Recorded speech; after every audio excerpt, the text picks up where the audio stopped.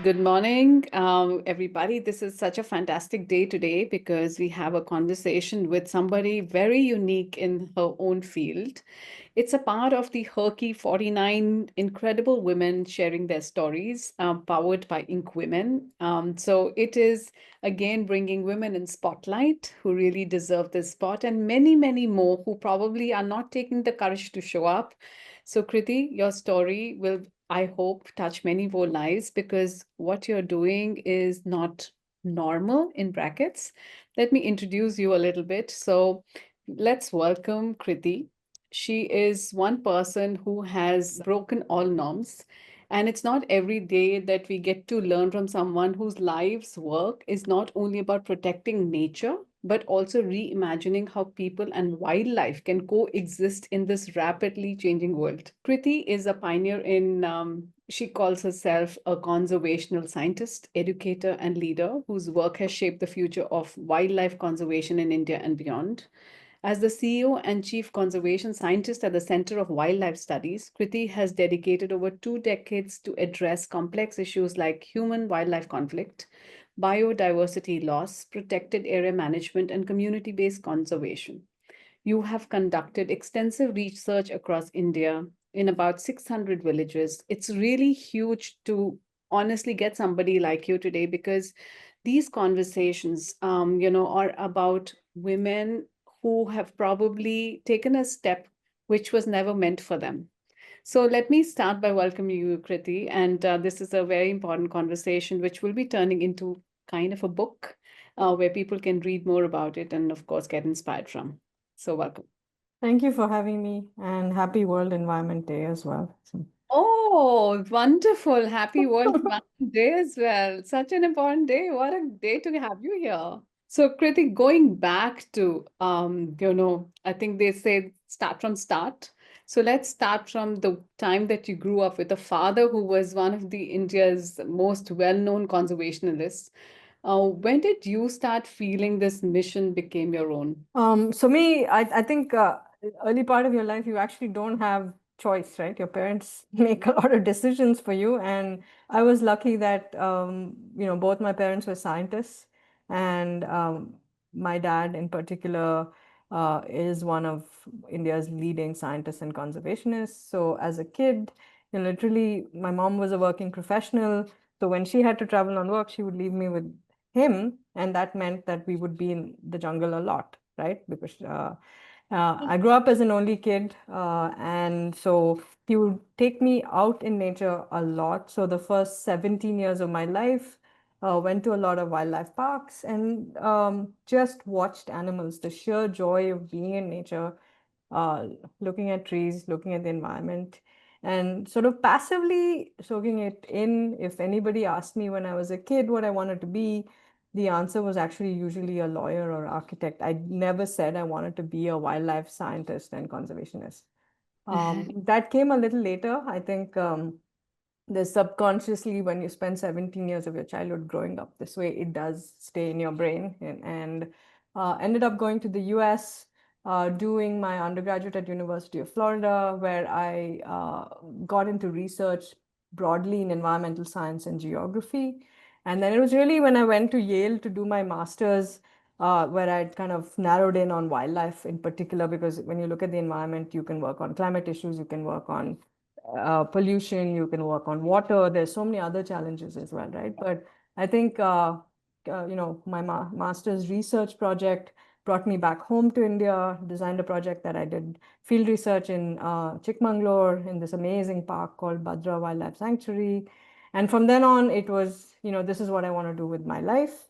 I want to do research and then have that research translate to impact on the ground, and how do we kind of mitigate this challenge of a country where now 95% of India is dedicated to people, less than 5% for wildlife. And how do you balance that, and do we want a country that values non-humans, and not just tigers and elephants, but frogs and butterflies and birds and all of it, right? So Yeah, so beautiful. I think you touched upon a very incredible point. But I know that most of us, and I don't know the percentage to be honest, are even scared of a little chipkali at home or, like a little Yeah, even dogs on the street. And to be somebody who's in the middle of jungle and nature and, all kinds of, from smallest of, the little tiny ants to the biggest of, I think, dinosaurs of sorts. How did you really break that fear? I mean, is it just because you were in nature and so it was a part of your growing up and so it was okay? Or how did you overcome that? No, I don't think, I mean, because of my childhood, it was never viewed nature and animals with fear, right? It was in awe and admiration and, oh my God, I'm so lucky I got to see this elephant today or this bear, right? As a professional, we've taken now over, 7,000 people to walk in forests with us, and every single person has been safe. We've never, knock on wood, never had an incident where, somebody was harmed by an animal. And so there are professional ways to learn how to walk in a forest, how to observe animals, how what to do if come across something on foot, if you're in a jeep, what are the behavioral things. And there's many ways, simple ways to keep yourself safe. And as we've now kind of there are many people in India and elsewhere who work in this field. And yeah, so that fear has to go. But what I find interesting is that when I meet children today, most kids are actually not born with that fear. Even a 2-year-old, 3-year-old, when you show them a bug, they'll either try and pick it up or squish it, one or the other, but they're not scared. It's their mums or it's their dads or whoever jumping around saying, "Oh, that's a cockroach, yuck," or "It's so scary." And so I think a lot of children actually emulate adult behavioral responses. It's not innate in us, right? Innate is curiosity and wonder. And can you ignite that in people, particularly children, at a young age, so then you carry it through life? I think what a beautiful thing you've touched upon, and it is the truth of growing up as well, that it isn't about that you will fall down. It is about people screaming from the back to say, "Hey, don't do this. You will do. You'll get hurt." So I think that's what our mindset starts becoming. That okay, touch this, and this can harm you in certain ways. And I think there is a lot of conditioning and reconditioning as parents that we need to do. I think I Mhm. must have done a lot of damage to my own children doing this. But are your children now involved as much as probably you were from a very little age? I know that you were in the forest in the first year of your life as well. Yeah, I have two daughters. I took one when she was 3 months old, obviously not walking in the forest, just, to the forest. And I took the other one when she was 7 months old. They're now 18 and 9, right? And they love being in nature.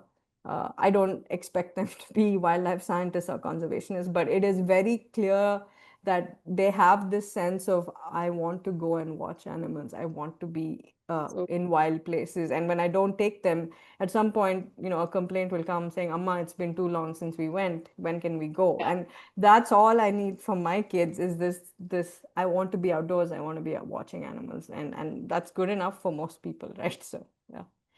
In the era of AI and digital spaces that we are in, so important to get out and be in nature. But tell me, how did your early experience shape up with building your resilience in a way, especially as a woman who was working in very remote and male-dominated spaces? How did you really build yourself up? So if you look at my dad's generation, I would say 90% of the people then, or 95% were probably men.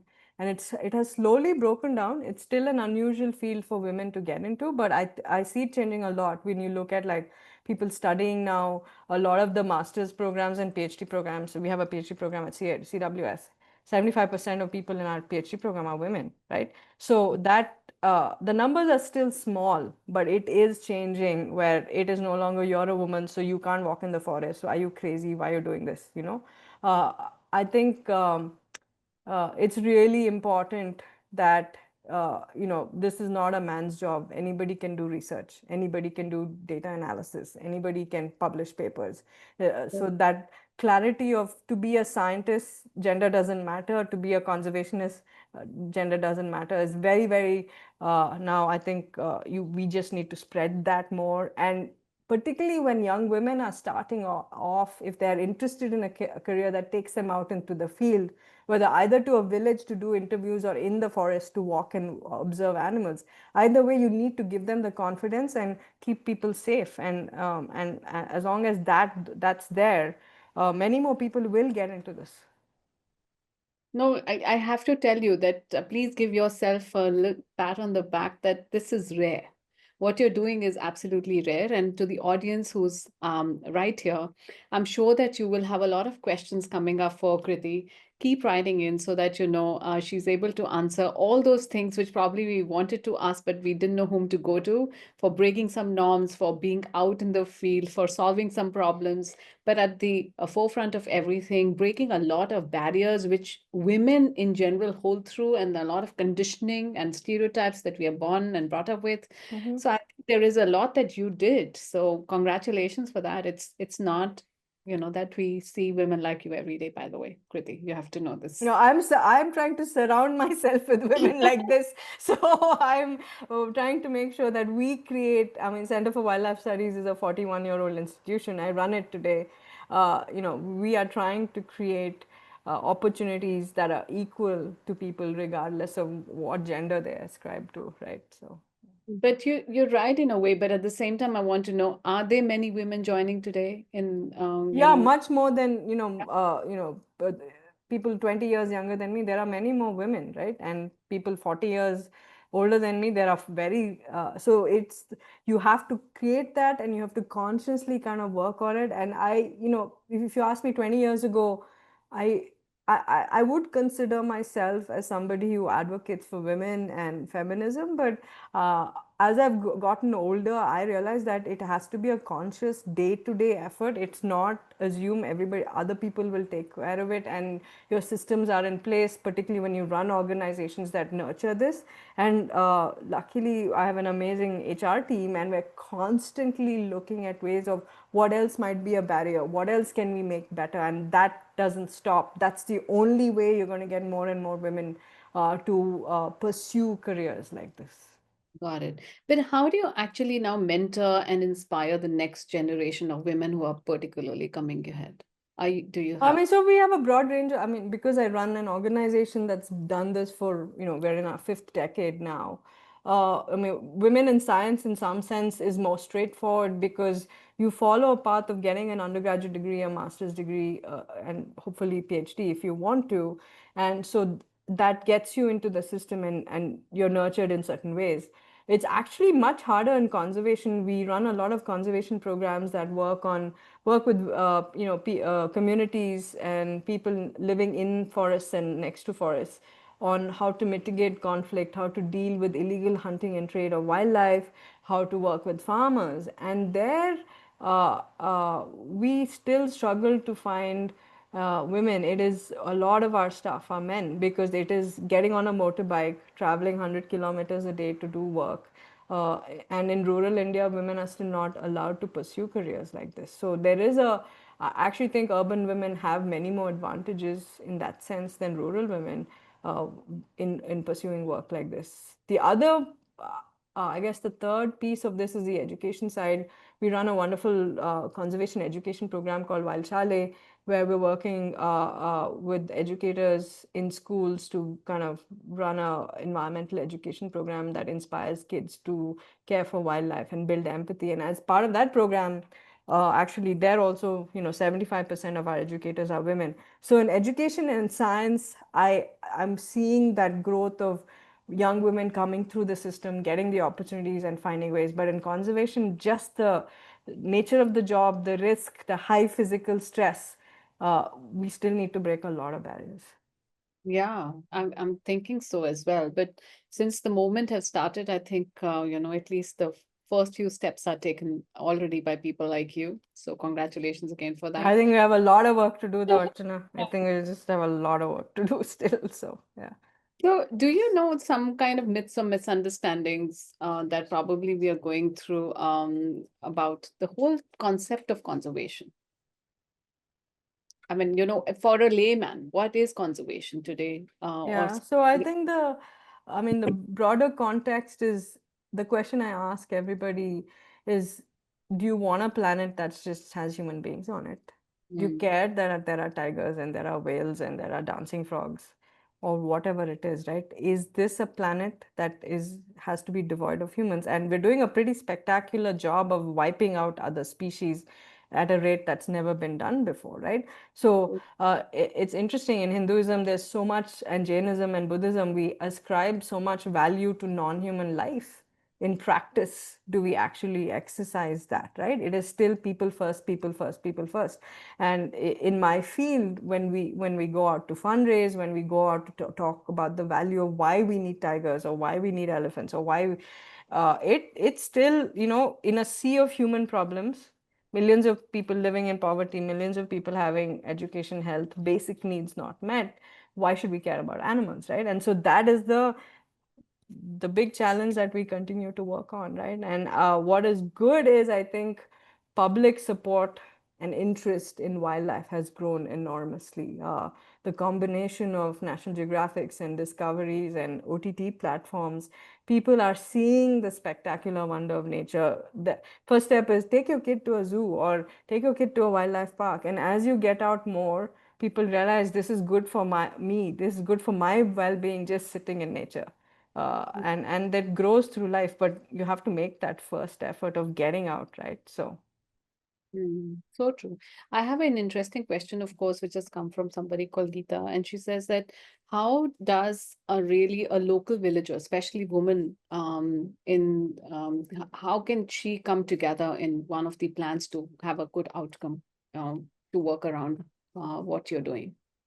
no, I mean, a lot of the work we do, right, which is, I mean, let me give you an example of the Wild Survey program. This is uh, somebody suffers loss of crops to an elephant or have your livestock killed by tigers and leopards. We have a toll-free number. You call that number, and we are now active in 21 wildlife parks in Karnataka, Kerala, Tamil Nadu. You call us and explain the problem to us, and we arrive at that scene. We help you assess what the damage is, and then we file compensation claim for you on with the government, and the money gets dispensed from the government. A lot of these rural women, this is not a man-woman problem. If you live next to a wildlife park, your livelihood is directly affected, whether it's your farm being damaged, it's your livestock being killed, and sometimes horrendous human injuries or unfortunate deaths that happen because you encountered a wild animal. Luckily, it's a very small percentage of the overall problem. So women are very, very much part of all of this, right? In the Save program, they have access to these services. In the education program, we involve frontline. We have a community awareness program called Wild Surakshe, where we're out training frontline ASHA workers and Anganwadi workers, because in these remote areas, they do come into contact with wildlife. They're not aware of how to keep themselves safe. They're not aware of what are the diseases you can catch from wildlife. They're not aware of what to do in a conflict situation with a wild animal, right? So we run these training workshops focused on frontline women workers, and a lot of information gets disseminated through them. And so it's really bolstering women on the ground in many, many ways. So. Mm. So tell me something that, yeah, I hope that answers the question for Geeta. I want to know that you have really worked across academia, policy, grassroots engagement. What are some of the most challenging bridges that you probably think are yet to be built across? No, I mean, as my core is still being a scientist as much as I've done conservation, education, storytelling. Mm, And I still think we have a society that doesn't value scientists enough, right? There is a value to collecting data. It's there in the tech space. It's not there in the non-tech space, right? We are a very professional organization. We analyze vast amounts of data. We're able to diagnose issues and come up with potential solutions. So this dismissing of science and dismissing of women scientists, you almost, other than a few space scientists, you don't see women in science being celebrated in this country. And STEM has now taken off across everywhere, right? And so for me, the first is recognize that being a scientist is a really valuable profession. And whether it's physics, whether it's chemistry, whether it's medicine or wildlife, we have immense contributions to make in science. And this country has produced brilliant scientists, most of whom are not known to the common public, unless except a few exceptions. So I think the science barrier is a big one.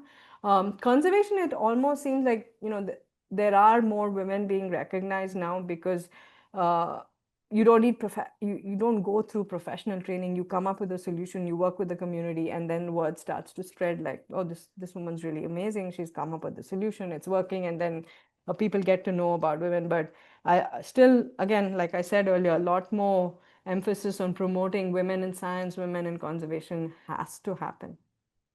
Yeah, in fact, today we have a big launch of AI platform called AI Kiran. Mm-hmm. That's recognition and spotlighting women in AI. So with all the work with AI analytics, all of that you said about STEM, how is the future for wildlife conservation evolving uh, with all the tech building around it? So, we've built or tried to build a lot of tech partnerships, but for me, at the end of the day, both scientific methodology and advances in AI are tools that will help bolster the work we do. They're not a replacement for being on the ground, seeing the reality, and assuming that all wildlife analysis cannot be done just based on satellite, sending satellites out, looking at satellite imagery, and then saying, okay, all is well, right? You still need boots on the ground to look at poaching. You still need people looking at diagnosis of emerging diseases from wildlife areas. So there's a lot of room for that combination of linking data on ground to tools like AI. So I don't think it's an either or, but I don't think we'll get to a place where AI will replace any of us anytime soon. In my profession, in the allied fields I work with. So. Like you said, these are tools to, of course, really give us like a acceleration to the work that we are doing.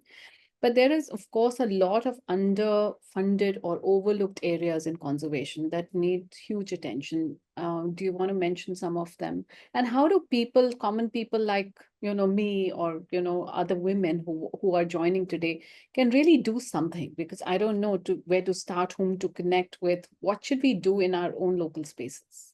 So I think one is, I mean, we don't work in cities, but there are other amazing organizations that do.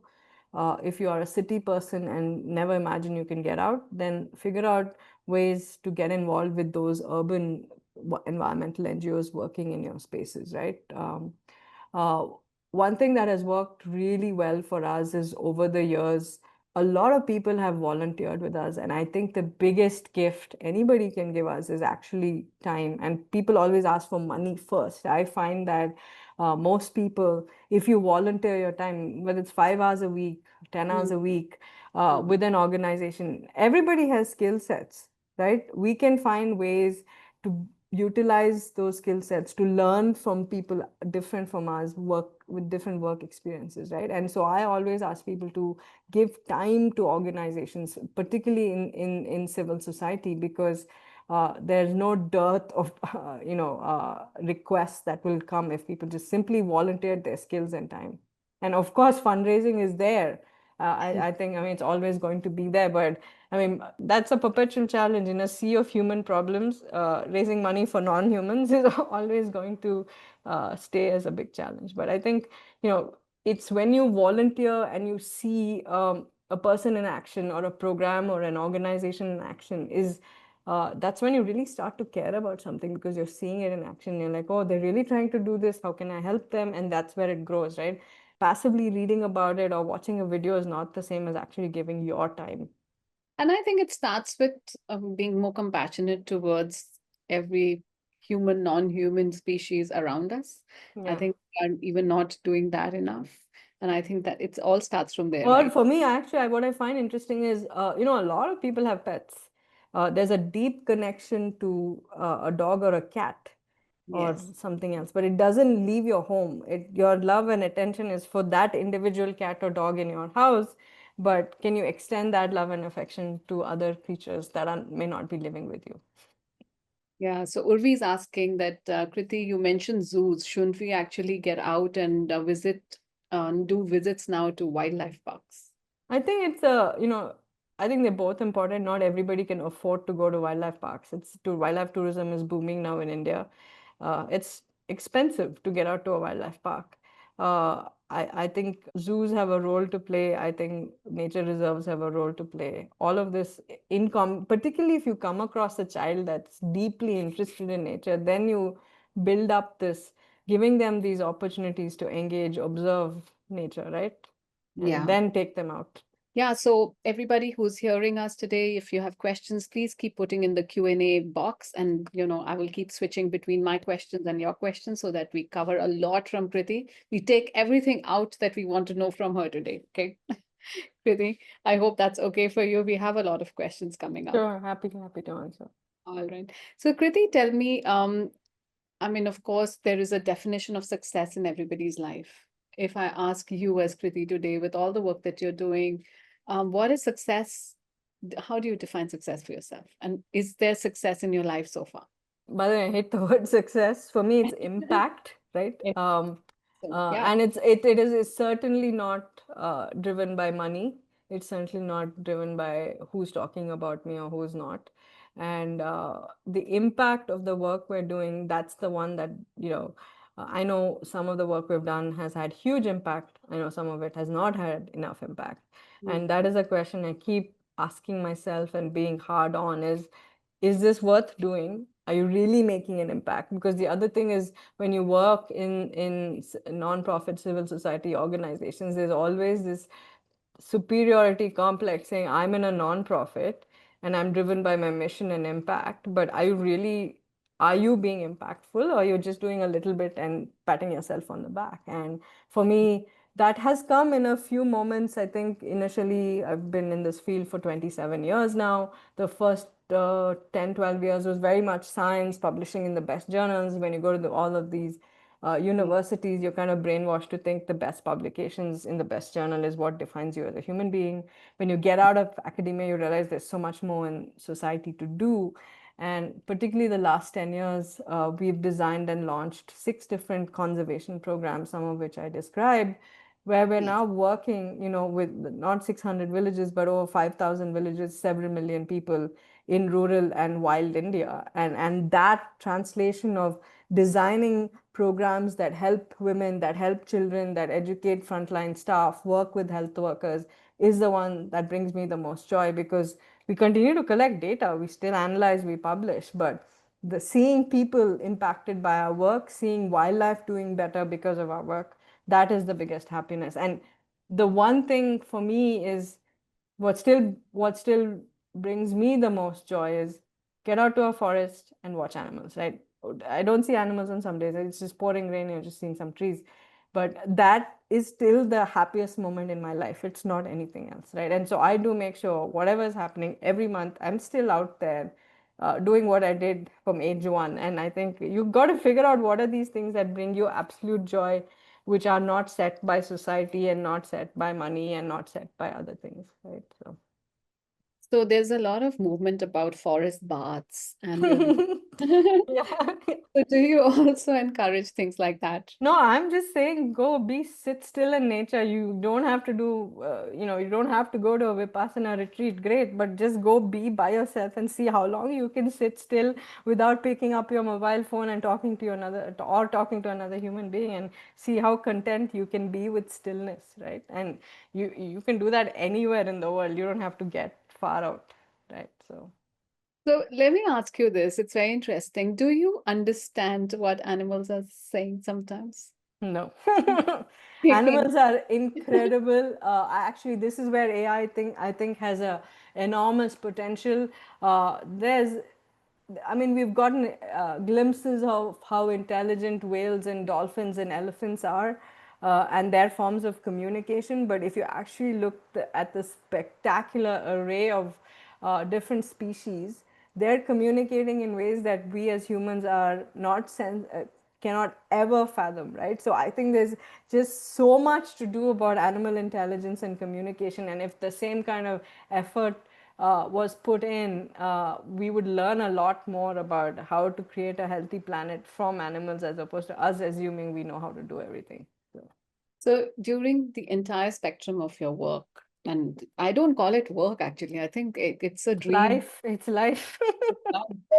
What is a story that has stayed with you since you're a storyteller?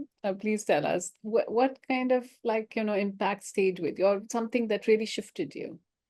You know, when we started our conservation education program, which has now gone to, I don't know, 1,200 schools in the Western Ghats, and we designed this education program which kind of uses board games and activities and painting and art and all of this stuff to kind of get kids excited about nature. And you know, in one school, we came across a girl who had never Hmm. had, a seventh grader who had never held a paintbrush. She didn't know the joy of picking up a paintbrush, putting it in a pot of paint, and just drawing. It's stuff like that where we played a video of a herd of elephants in a lake, and they were just using their trunks to navigate, and entire classroom of kids jumps out of their seats and starts laughing because they were so thrilled that elephants could use their trunks as periscopes and navigate and make it through. Like, it's the little stuff like that. We've been in schools where we would have done the education module for the day in Hindi or Marathi, but a lot of these kids who come to school are speaking tribal languages at home, and so there's a little bit of gap in what they're able to process. And in some of these rural schools, we were not sure whether they were understanding what we were doing and they were engaging. But with my education team, these kids started bringing them seeds and flowers and feathers as gifts, as a way of saying thank you for coming into our classroom, right? It is these little things that where you're touching people, uh, that carry you in many, many ways. So nice. I mean, what an incredible one. Thank you for sharing. I'm taking a question from Kanchana, and I think it's very relevant. She says that we have a few colleges today in Mumbai offering undergraduate courses in environmental sciences, though for many it is not the first choice. Which are the best colleges or some training courses to get into this field? I think undergraduate degree, we actually think in this profession you don't have to be a zoology, biology person. Mm. Uh, in terms of undergraduate degree, you can get it in anything: economics, law, biology, math, whatever, right? Yeah, all of those are useful eventually in your career. Master's degrees, there's few. I mean, we founded one which is now run at the National Center for Biological Sciences. It's India's best wildlife master's program. But again, they're taking 17 people every other year. It's not enough to train the number of scientists and professionals we need in the field. There are a few others at Wildlife Institute of India, in other Pondicherry, in a few other places. Historically, a lot of people would try and go to Europe or US or Australia and then come back. Uh, with So it is possible to get a master's in India. PhD is the hardest one. If you really want to get a PhD, there's very few opportunities. You literally have to find the people who have the expertise in the animal you want to study. It's then you start really picking out, few ways to do this. So yeah. So you're saying there are specific studies on specific animals that Yeah, one. yeah. So at CWS, we have a PhD program which has now 11 students. We have somebody working on crocodiles. We have somebody working on hulog gibbons and monkeys in the Northeast. We have somebody working on elephants in Kerala and Tamil Nadu. We have somebody working on vultures in Madhya Pradesh. A lot of these are women, by the way. And Really? and so historically in wildlife, people get into the field because you really love some particular animal or some part of India where you've grown up, and that's what kind of motivates you to try and save it, protect it, understand it, right? Somebody like me who's more like a generalist, where I like the human dimensions of wildlife, that is I think more non-traditional, because most people in wildlife, you ask them, they will have a favorite animal or bird or frog or park, and that's what motivated them to get into the field. What about you? For me, it's all of it. Every single bit matters. I mean, I do love leopards. If you can push me and say, give me one, it is leopards, right? Yeah. But for me, it is, if we don't solve human problems, we're not going to save wildlife. That is abundantly clear, right? You have to make people's lives better for them to care about sharing space with animals. So, are there any life lessons that have come out for you with handling wildlife, with, seeing a lot of animals and birds and nature around you? Oh, the beauty of that is it's the everything is unpredictable, right? You cannot program when something's going to happen. It's going to happen, and you're going to learn how to deal with it. And I think what it does is build two things: immense adaptability and immense resilience, because we fail a lot. We fail, I would say, 9 out of 10 times in everything we're doing. And so are you going to pick yourself up, or are you going to dig yourself into a hole and never come out of it? And you really have to be super, super resilient to make it through, and say, this still matters. If I wasn't here and if I wasn't doing this, the world would be a worse off place. So pick yourself up and keep going. The one that's come hardest to me is I'm not a very patient person, because I'm always go, go, go, go, go. And I've learned sometimes it's good to be patient and just wait. You don't have to solve everything right now. So I think so beautiful. Sometimes we don't pause enough to even take away from things that we are doing. And the way that you have really, gone into the depth of it, I think I can already feel it, that how beautifully you have, accepted that as a part of your own life. So thank you for sharing that. It's really beautiful. I'm taking a question from Seema, and she says that can you point out any website or web portal where we can check out who to connect with and volunteer in areas across the country? Somebody like I can help with mature data and analytics as well remotely, and maybe I can help other organizations like this. So I'm happy to send a list of organizations that work in this field, and then you just reach out. I mean, like us, we have an outreach email. Just write us an email saying, "This is what I am. This is what I'm interested in doing. How can I help?" And somebody will respond. I think there's not too many wildlife orgs in this country, sadly, and so I'm very happy to share a list of other organizations as well, because sometimes for people it's geography, right? If I'm from West Bengal, I want to do something in West Bengal, or if I'm from Madhya Pradesh, I want to work in Madhya Pradesh, which is what is exactly needed. You need people working across in India and doing this everywhere, not just in certain parts of India. Yeah, true. So, what we can do is that through the Herky team, probably they can, reach out to this person and also share. Is that okay, Seema? Yeah. And yeah, so I think that will be the best way to go forward. All right. Tell me something, Krithi. There's so much that you probably took away while growing up. Today, there is a lot of trauma. I would say people are going through a lot in their life from emotional imbalances. Is there anything that you want to tell them also? Probably the way that you have, and things have not been easy for you. Like you said, it's not easy to go out there and do something when probably every minute is unpredictable. Every time that you probably, you're seeing adversity, in the forefront. What can people do today to stay a bit happier, a bit healthier, a bit in a good space? I think first start with being kind to yourself, right? We all are. I know there's this obsession of always trying to prove something to somebody all the time, right? And I've had a lot of personal failures, right? I was married, I got divorced, I was a single mom to my older daughter for 5 years, and I got remarried, had another kid, and all of this has taught me that in the end, you have to be strong enough as one person to carry this forward in life, and things will go wrong both professionally and personally, and you'll get, I think, very few stretches where nothing is going wrong, right? When you're in that stretch, just sit happily and just be grateful. But I don't think anybody can guarantee that things will not go wrong for anybody, right? And I surround myself with positive, optimistic person. That is a conscious decision I've made, and I sadly over the last 10 years, maybe I've cut out a lot of pessimists and negative people, because I just feel energy-wise, I want to be around can-do and optimistic people. Yes, and and fundamentally that is really important to me because everybody has challenges daily in their lives, right? So So true.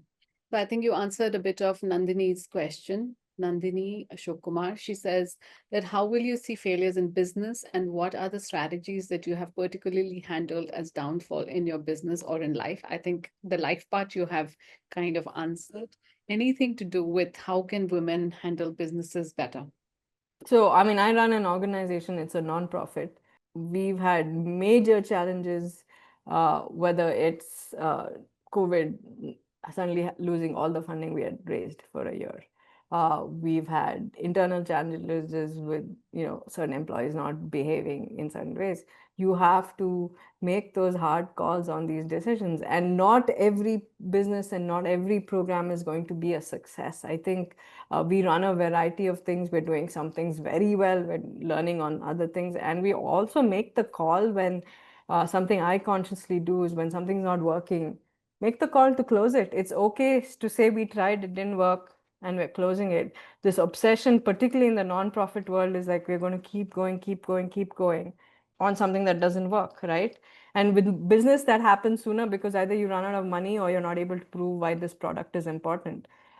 With in the nonprofit world, it's the feel good factor just takes you forever. And if you constantly are feeling good about something that's not working, you need to sit down and shut it down, and make that call, right? So Also, a lot of women, especially, have a very patchy relationship with money.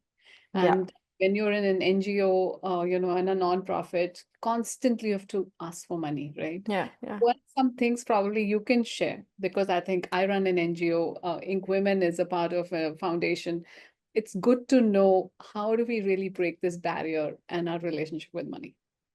I think it also starts with how you're raised, right? See, I have like this super mom who is very, very independent, uh, physically, mentally, financially from my dad. And I was raised to be that way. And my spouse may or may not like it, but I'm very, very particular about my financial independence. And you meet incredible men who are supportive of women like us. But I still think that teaches you when you earn your own money, when you manage your own money, when you make financial decisions, about not relying on some man trying to make that for you. And I think it's really, really important. And then in a business context, in a non-profit context, there is no profit to be made, but where is the innovation going to come from? And so when I frame what should CWS do now, do 5 years from now, 10 years from now, what piece of risk and innovation do we build into our annual budget? How much are we going to go throughout on a new idea or hiring a new person or trying something new? That is how we grow in our space, right? So are you willing to risk? The money has to go to existing stuff, but where is the investment coming on new potential things that we should be trying? And that's the sort of the thinking behind how I run CWS, at least. Mhm. Right. So now I will ask you some quick questions, like a Okay. five chat. Okay. So is there a book that changed the way that you think about life or nature? Well, about nature, yes. When I was a undergraduate student, somebody handed me a really tiny book called Becoming a Biologist. It's about a lab biologist. It's not about a field biologist, but it's a really small book. And I love that book. I recommend it to every student of biology. And you could be physics and maths. I think you still get. It's a tiny book, very easy to read. But yeah, so I keep rereading that book once in a while. So. So which is your favorite forest? Oh, that's a tough one. I would go back to Nagarhole because that's the first wildlife park I went to with my dad. It was the very first park I saw my first tiger in, my first leopard in. It is the place I've been going to now for 45 years, right? I know every curve on the road. I know where every tree is. If a certain tree falls and I come back a month later, I'm like, where's that tree? Like the trees are also kind of have grown with me. So that I would say Nagarhole, yeah. So nice. Okay, so one habit that has kept you grounded or just being yourself. What is one thing that helps you Oh, to just I try and make sure, like I'm obsessed with my work. I love what I do. And so consciously making time for my amazing husband, my daughters, my parents, uh, is something I really work on, because it's very easy to just drift into my world and my work, and they all matter to me, but it is keeping that balance of personal friendships and family bonds going is something I have to keep going back to, and that's what keeps me grounded, right? Having this amazing set of people around me who I have to care for and who I have to nurture. So So cool. And if not a conservationist, what would you have been otherwise?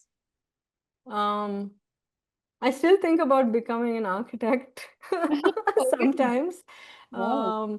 Yeah, and I mean, I suck musically, but I wouldn't have, would love if I was actually, I like dancing and music, so something in that space. So nice. Okay, great. So there is one message that I want you to really spread around for women, especially in India. What would that message be?